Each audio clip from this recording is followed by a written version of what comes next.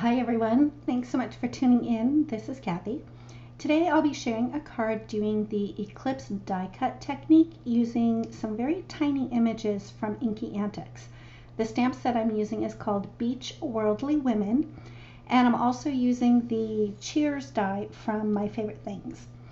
To get started, I placed a piece of 4 1/4 by 5 1/2 white cardstock in my stamp platform. And I had previously die cut the word cheers from 80-pound Nina Solar white cardstock. And that's the same cardstock that I'm using in the base of my platform to stamp on. So the next thing I did was I lined up the tiny little cocktail stamps so they would stamp partially on the cheers die cut and partially on the cardstock. And I know it's going to look a little bit weird. I thought it would be easier to stamp on the cheers die cut first because it would be easier just to overstamp the cocktails on the white cardstock. The ink that I'm using is My Favorite Things Extreme Black Hybrid ink, and I used that because I'm going to do just a tiny bit of Copic coloring. The coloring that I did is very simple. I wasn't going to try and do any blending or shading because these images are so tiny.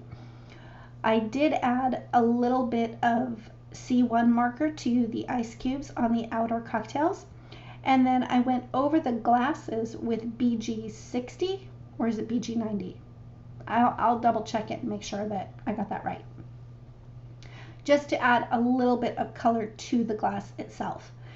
The next step was to color in the partial stamps on the Cheers die cut, which was pretty easy to do for most of them, but you can see here I've got it kind of lined up so I make sure that I'm coloring in the right areas. And I'm not really sure what's up with my voice today. I think it could be allergies because the weather here has been absolutely weird. It's towards the end of June, and the other day we had a high of 78 degrees, which is very unusual in Texas for June. So excuse my voice, it's just kind of wonky. So once I finish up all of the coloring, both on the cardstock panel as well as the die cut, I placed it over and decided that I really didn't much care for the white on white. The word cheers wasn't standing out quite enough. So I decided to color that with a B'0 marker. While I'm coloring it, I am being careful to go around the partial stamped images. I didn't want to change the colors of those so that they would continue to match the coloring that I did on the card panel itself. After I was done coloring the die cut word, it was time to stack up my cheers die cut so that I could get that good dimension off of the top of the card.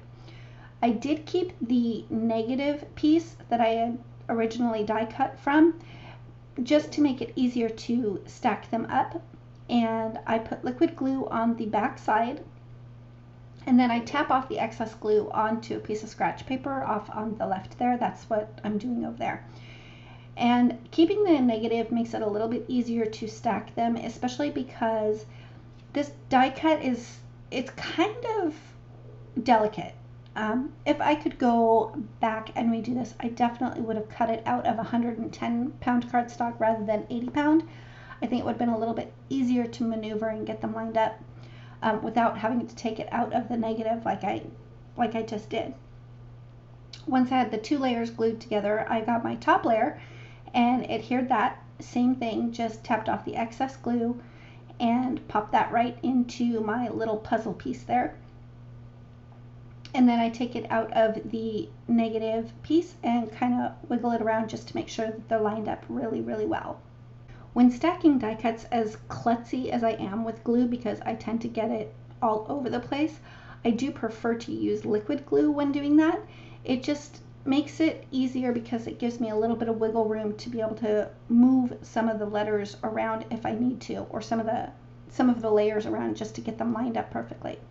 After I had all the die cuts stacked, I placed it on top of the stamped panel, and I still didn't think that I had enough contrast. So I decided to go over the B'0 with a BG11 just to make the word cheers stand out a little bit more. And again, I'm being careful to go around the partially stamped images because again, I don't want to change the colors of that. I found the easiest way to adhere the cheers word on top of the stamped images was to start with the margarita between the two E's. I did have glue all over the back of that die cut word, but I placed down the margarita first. Then I held that in place while I wiggled around the letters on either end to get those other two cocktails lined up just right. I had a little bit of glue squish out from the edges of the die cut word, so I just used a dental tool. I know it's weird, but that's kind of what I use as my craft pick to clean up some of that excess glue from the edges. And before I forget, I did trim that panel down to 4 by 5 1/4. Next, I added a piece of black and white washi tape just underneath the die cut word, and I did that just to kind of bring out the little cocktails a little bit more.